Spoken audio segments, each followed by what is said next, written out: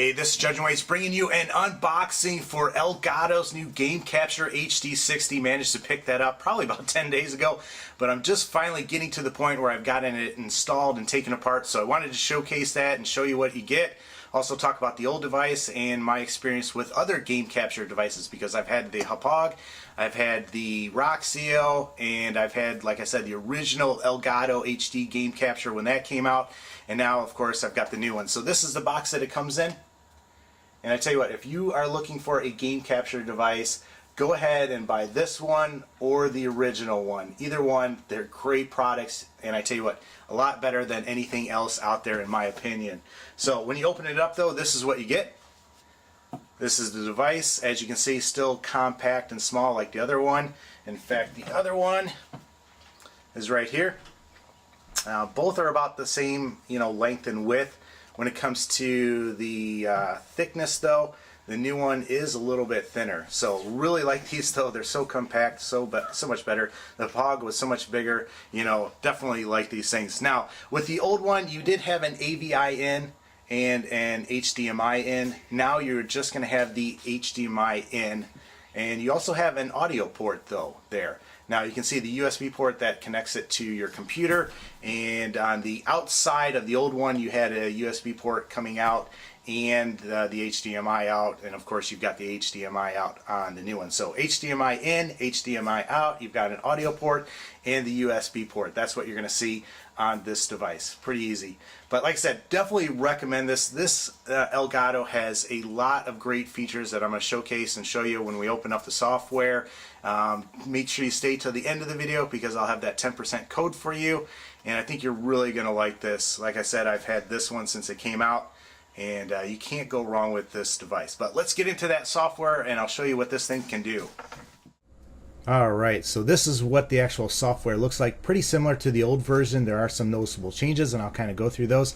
But let's start off. I've got my Xbox One footage right here, and I'm going to start moving it around so you can see that this is live. Now, it's not recording right here, and I'll kind of talk about that here in a minute.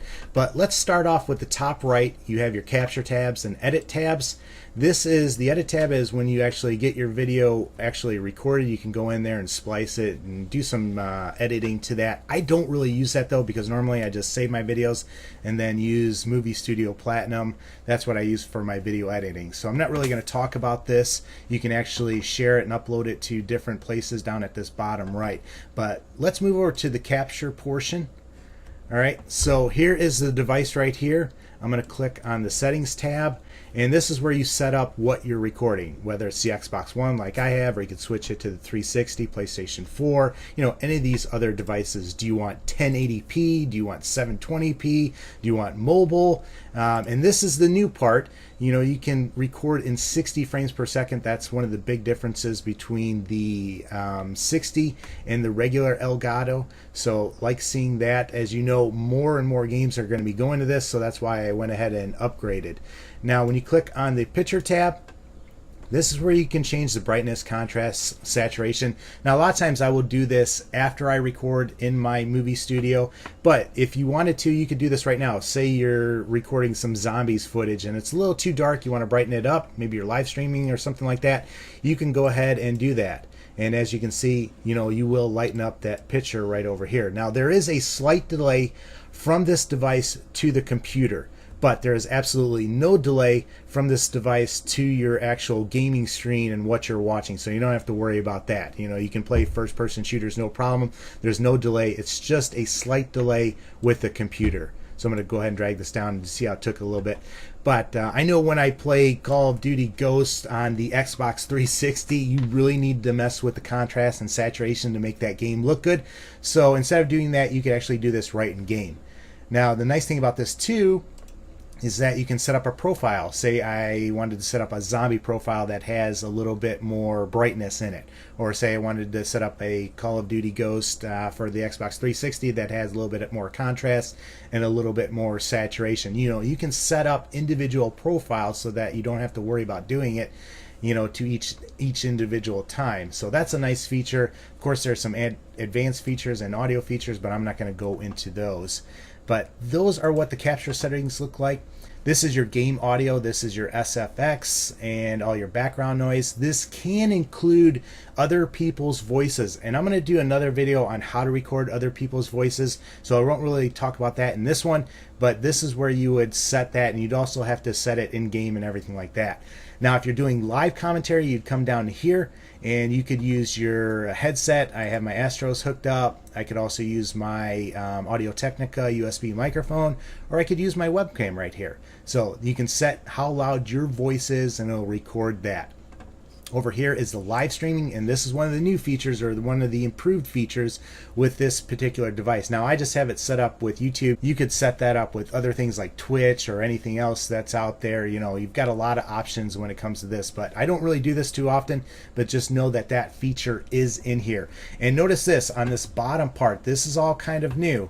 All right, you have a bunch of templates, and I don't know if my webcam is actually hooked up. Let's see. Yeah, there it is. All right, so there is my picture right now that I'm actually talking. Remember, it's slightly delayed, so my mouth is not going to be lining up with my words, but you have some different templates here that you can check out, and I like these ones that put the little El Gato thing on here too, a little advertisement for them. But you can check that out and do that. Over here you can add a template to put over like a banner or something like that if you're live streaming, and kind of mess with the webcam settings and everything like that. Now the best part of this, in my opinion, the best part of this device is its flashback feature, is its look back feature. All right, so since I've turned this on, all right, it's been actually not recording, but it's on my computer right now. See, I've got 9 minutes recorded right here. Now, say I was playing a game and hey, I forgot to hit record on it. All I have to do is slide this back in time and it actually record from that point. I just hit capture right here and it record from that point. This is me when I was signing in. All right, or I can go back.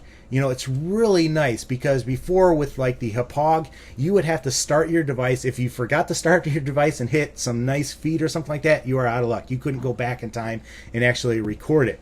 But with this device, you can actually do that. And let me get this out of here.